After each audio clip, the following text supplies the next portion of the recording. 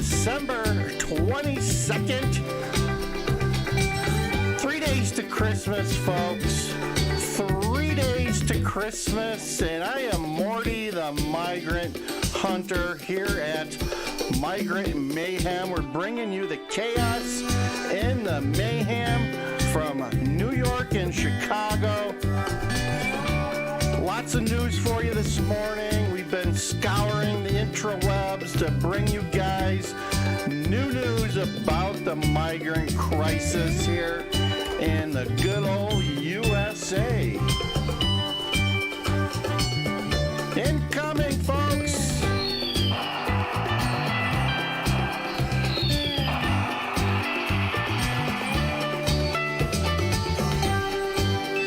Everybody wants this. This is what it's all about, folks.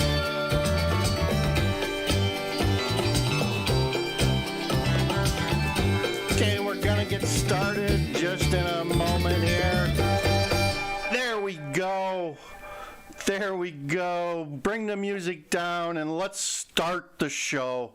Okay, so yesterday I was hoping for a response from Let's Go Brandon, Buddy Brandon, whatever you want to call him. Brandon Johnson, Chicago's mayor, with the little shark head thing going on in his hair.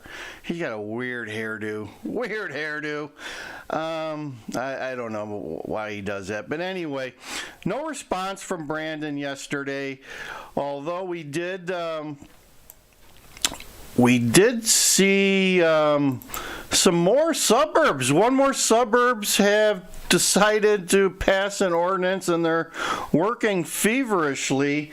One news outlet reported there was 4 buses on Wednesday, 7 buses on Thursday expected to come in. I don't know where they got their numbers from, if it was Chicago or Texas or who was providing those numbers, but those were the numbers of the new buses. As I said before, no response from Brandon about the jet that flew in Wednesday night, or was that Wednesday night? I think that was Wednesday night. He said he's going to send more, so there you go. But yesterday, for the first time, our congressional people, they must be back from Washington. I know the Senate closed up business and left early, or left without doing some things that they were supposed to do, which was address the border. But so obviously that's not getting done before the holidays. So some of our leaders did a little presser. It was a Latino caucus.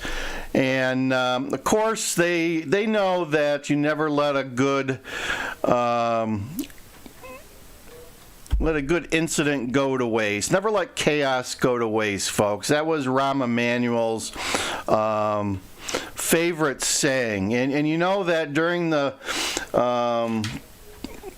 pandemic, that Chicago and Illinois, they got $40 billion, just like California and New York, to help with our bills. So Chicago is always looking for a little bit of this.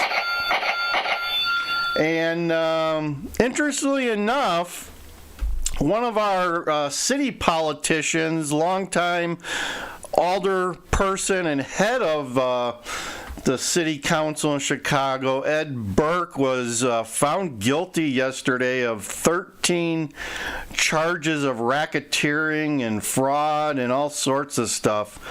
And there was a report, I couldn't find it on the interwebs just yet, but there's a history of 37 ward aldermen in Chicago that have been convicted of wrongdoings in the last 30 years. 37. There's only 50 seats. So 37 people have been tried and convicted of fraud and all sorts of nasty stuff in the city of Chicago while they're being politicians. So let's listen to this little summary by ABC 7 Chicago about the crisis.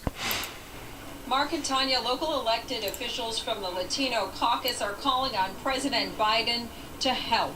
This morning, Alderman Byron Cijo Lopez and U.S. Representative Chuy Garcia gathered with other city and community leaders in front of the U.S. Immigration and Customs Building to demand more funding from the federal government. Great photo op here, folks. Of a 5-year-old boy who died. Politicians never miss a chance for a photo op. Texas flying migrants to Chicago. Texas Governor Greg Abbott releasing video and claiming responsibility for flying more than 100 migrants to O'Hare Airport on Tuesday. This morning, the Latino caucus here in Chicago calling it cruel and pleading with the Biden administration to step up. I support the call. So let me tell you a little bit that the normal people don't know about Chuy Garcia. Chuy Garcia is our U.S. rep in the House of Representatives. He ran for mayor last time, at least in the primary. He also has a son that's like 40 years old who's been caught up and, I think, arrested with the drug lords of Chicago. So he's messed up with the gangs. He's got a son that's messed up and intertwined with the gangs of the city of Chicago, which a lot of people don't realize, which begs some questions, you know, as you slosh that around your brain, makes you wonder why a guy like that is doing in Congress. But anyway, weirder things have happened. So let's listen to what he's got to say. For additional resources from the federal government. That is essential. It's critical for Chicago, it's critical for New York, for Houston, for all the other cities. We all need it, of course. Everything that they can, but they cannot do it alone. Flight saying Sanctuary City, Chicago started obstructing and targeting our busing mission. Texas will now expand our operation to include flights to Chicago. Until Biden steps up to secure the border, we will continue to provide overwhelmed Texas border towns with much needed relief. So as we come out of Chuy's little rant there, I don't see Florida or Texas or any other state asking for federal money. I'm sure they did a long time ago, and they got the message that none was coming. So, but here you have all the blue cities, all the blue cities across the nation who are being dumped on by Governor Abbott. Of course, that's a great. They call it a political move. I just think it's what needs to be done because he's being inundated. Everyone needs to share in this. Send them all over the place.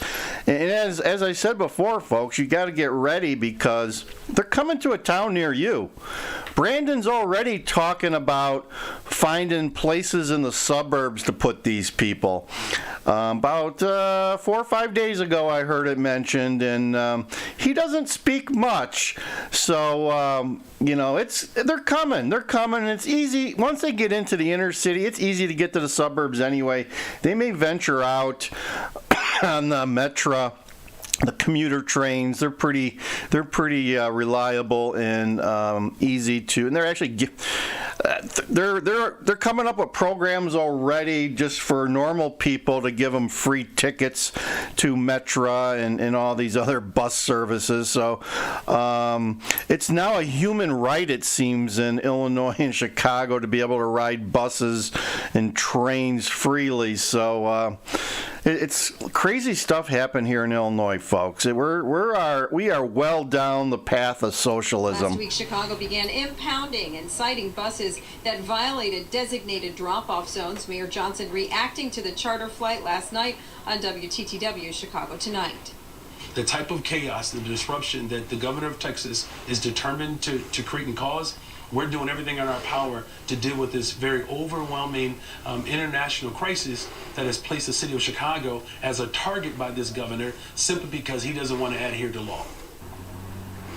So, granted, folks, that he makes a great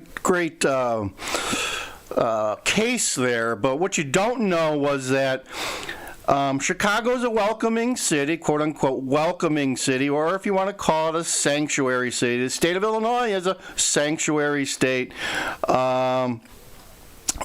They blew up the chance to allow the voters to change that just like a week ago. So here he is moaning and groaning that he doesn't like the fact that he's being dumped on, but you're still a sanctuary city, buddy. If you're a sanctuary city, you should be able to handle this. You should have the processes in place. This is what a sanctuary city is all about. Unless, tell me if I'm wrong, but that is what a sanctuary city is all about, folks. You take refugees and migrants and you take care of them. If you can't do that, then I guess you're not a sanctuary city, or you're just not a very good one. So Brandon likes to play the victim card all the time. That is, and as I said, that's a trait of progressivism, is to be the victim all the time, be the oppressed, be the person that's being dumped on. That's part of the progressive game, folks. Back here live, the White House is calling Governor Abbott's actions a political stunt. The White House also says that the president is working to make a real difference, and that means working with Congress to find an agreement on immigration. Lord help us. Watch breaking news. Lord help us. Congress has been working on migration stuff for years, and they still don't have anything done. Yeah, Chicago's devolving, folks. I mentioned yesterday. Now we have you see this black box right? We have a report here on carjackings in the suburbs, and also in the wealthy suburbs here. One of them, and now we're finding out that whole area, a lot of the suburbs there in that area have been experiencing carjackings quite frequently. And what happens is the criminals, we'll call them criminals. Some people say they're gangs, but the criminals will come out to the suburbs. They'll steal cars because all the wealthy people have this tendency. They like to leave their keys in the car for their kids, and so they don't misplace them, which is a bad thing to do.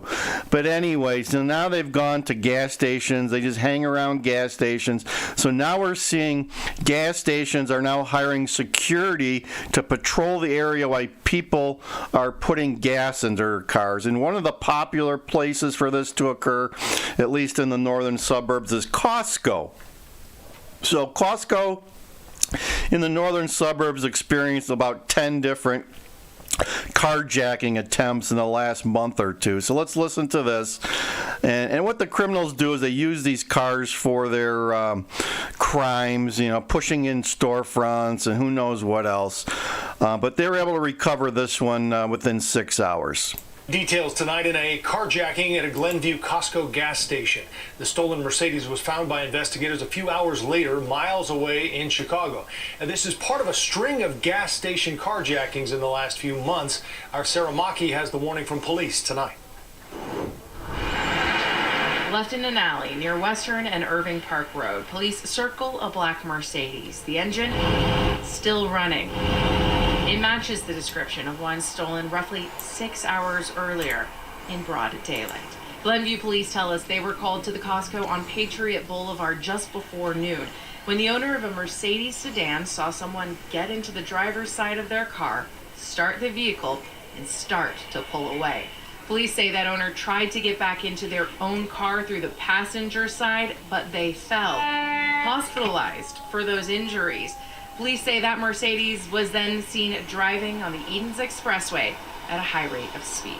The issue of Costco robberies has gotten so common that Chicago 44th Ward Alderman Bennett Lawson warned residents in a recent newsletter that there has been a recent string of carjackings at the gas station on Clyburn Avenue, adding many instances of carjackings at this Costco location and other gas stations have taken place when keys have been left in the vehicle. At Clyburn, we spotted several security guards and 2 security vehicles. We reached out to Costco hoping to talk to them about any increased security methods, but they denied our request. Niles police tell us that since July 29th, they have taken reports for 3 stolen autos and 2 attempted stolen autos. Each of the vehicles was stolen while their drivers were pumping gas with their engines running.